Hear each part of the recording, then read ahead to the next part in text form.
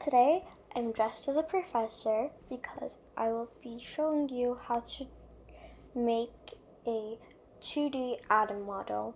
This is an easy 3-step procedure that I find to be the easiest method. Thank you and enjoy.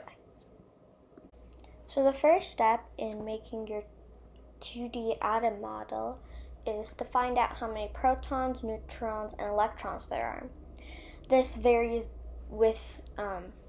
between different elements. The element that I'm doing is oxygen. So how you find out how many protons and electrons there are is quite simple. It's the atomic number. The atomic number shows how many protons and neutrons there are, electrons there are, protons and electrons. And the atomic number is the number above the chemical symbol on the element card.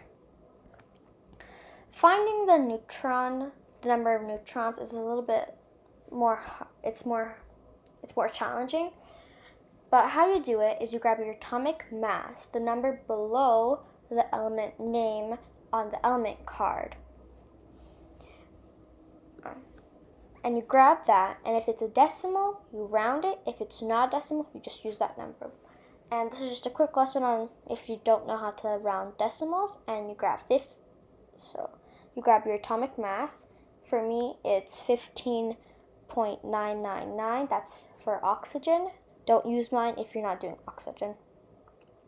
And since 9 rounds up, we're going to round 15.999 to 16. If it's below 5, if the number is below 5, the decimal part of the number, if it is below 5, you round to the number itself. Okay. And then what you want to do to find the number of neutrons is grab 16, or your rounded atomic mass, and you subtract it by the atomic number. And you should be left with, if you're doing oxygen like me, 8.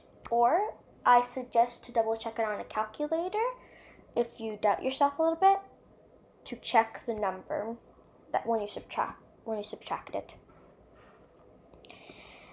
And when you have those numbers, I also suggest to write them out so you don't forget them. As you can see, I'm doing it right here. So after you do that, what you want to do is make a rough draft. And the reason we make a rough draft is kind of to almost play around with it and kind of get comfortable with the spacing of the atom. And the first thing we need to know is the parts of an atom. The center is called a nucleus, the center bit of it. And then the outer rings are called shells. Keep in mind, I'm going to make a note image for you guys, and I'll just put it at the end. So if you want to look at that again. But after you do that, after you know what the names of the parts of the atom, what you want to do is you want to find out where each one goes. So electrons go onto the outer ring, and electrons are marked with negative signs or minus signs because they are negative charged.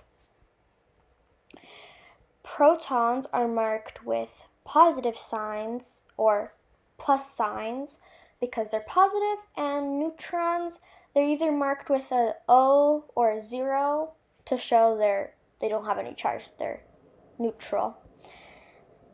It doesn't matter what color you use for your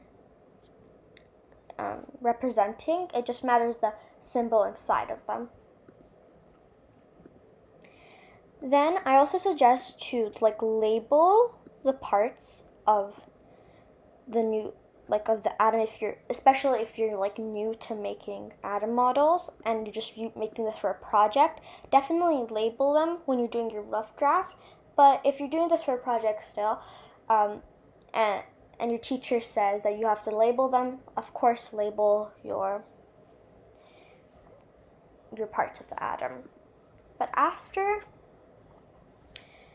you make your rough draft and stuff like that, you just plan everything out, you're good to go. By the way, I'm just making one rough draft here, but sometimes it takes longer than just one to get the proportions right, for me at least. Then after you do that, you want to move on to your good copy. And with your good copy, I'm just going to list some examples after I show the notes for making a 2D atom. Enjoy some music while I finish up my 2D atom model before the notes and final copies show up. I've done 3 final copies to show you how different atoms may look.